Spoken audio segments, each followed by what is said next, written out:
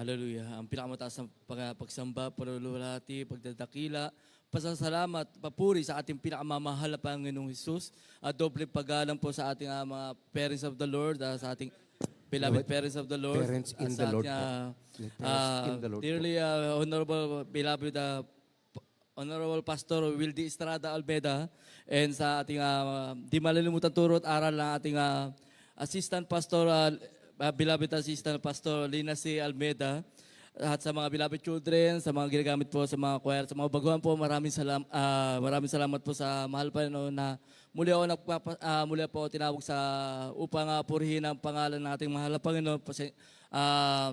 Pasalamatan ko po sa mahal pa na itong last year po, third week po ng December po, sa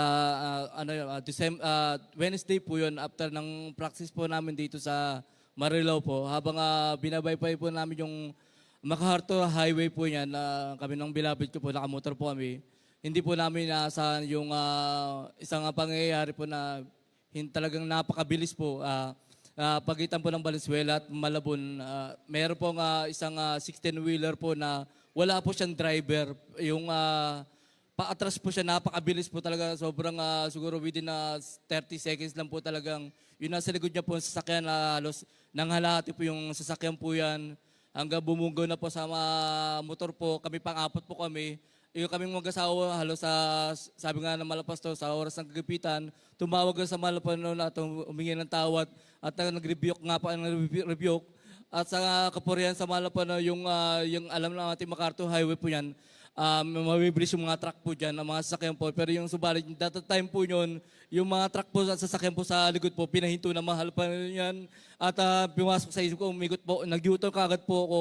Talagang yung van po sinusundan mo, nabangga rin po ng mga sasakyan po yan. Talagang yung time yun sa salamat sa mahal pa na wala nangyari po sa amin na Lord, sa hallelujah. buhay namin talagang kung napaka-special po natin sa mahal pa na lagi tayong pinag-iingatan ng mahal na Panginoon sa araw-araw, sa buhay namin mag-asawa po talaga. Salamat sa mahal na Panginoon. Kung hindi po talaga kami GMCIM, siguro wala na rin po kami talagang, kung nakikita ko sa mga Facebook, sa mga social media, talagang wala, hindi talaga nabubuhay. Pero kami po ay pinagpala po, pinag-ingatan ng mahal na Panginoon.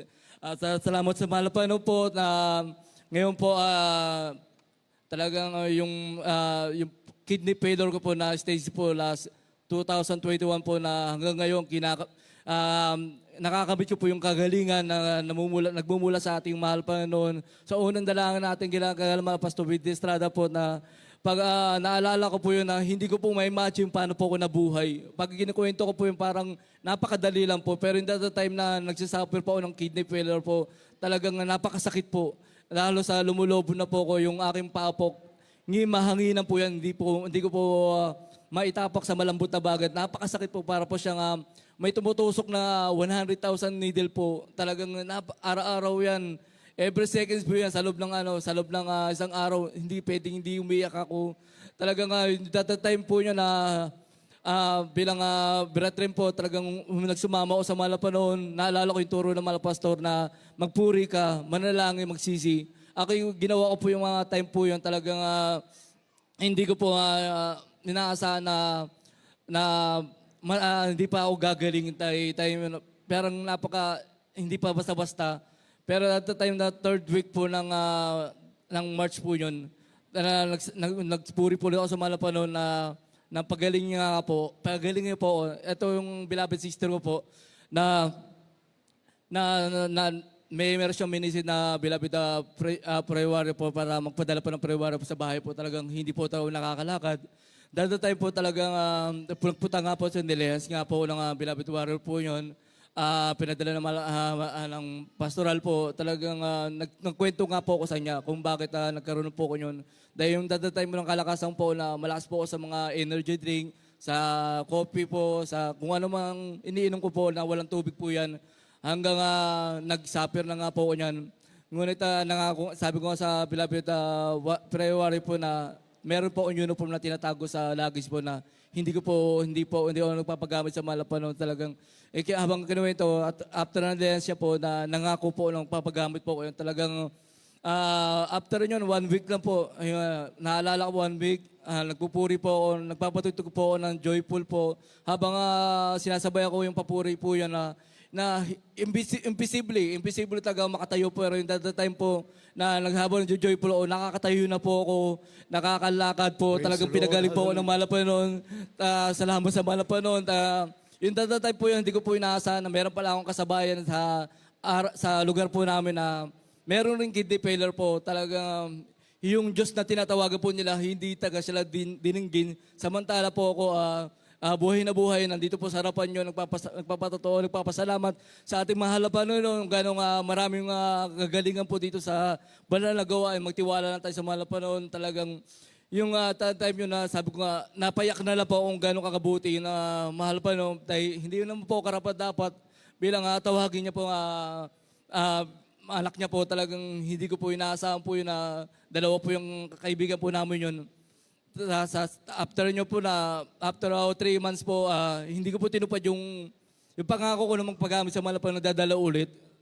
Dahil nga na meron lang nangyari po sa pagdalo ko po yun hanggang dumating yung panahon na na-aksidente naman ang puli po ko sa motor po, nabasag po yung mags ko po sa harapan. Hanggang sabi ko nga baka nagpa-counsel nga po sa beloved ordained preacher nga po sa atin sa banal na gawain po na kung ano po ang dahilan po talaga na nangyayari sa buhay ko. Ayun nga, pinaalala sa Malapan yung pangako ko na tuparin ko. Talagang salamat sa Malapan na andyan pa rin yung bibigyan niya ang pagkakataon na paglingkuran ko po siya. Talagang salamat sa Malapan.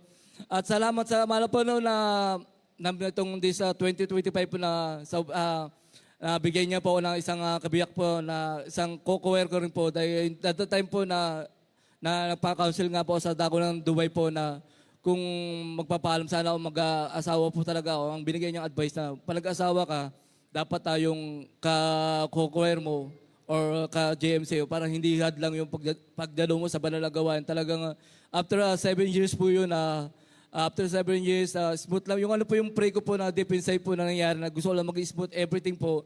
Siyang nangyari po talaga. Salamat sa mahal na panahon na mainit po kami naglilingkod sa mahal na panahon na dalawa po kami na panghawakan po kami na mahal na panahon hanggang sa pagbabalik niya po. Kaya salamat rin sa mahal na panahon na sa araw-araw ng pamumuhay namin, sa pagpapala po, sa physical, sa financial, sa spiritual po, ang lahat ng kapurihan. Pasasalamat, pagdadakila at sa ating pinakamahal na Panginoon Jesus.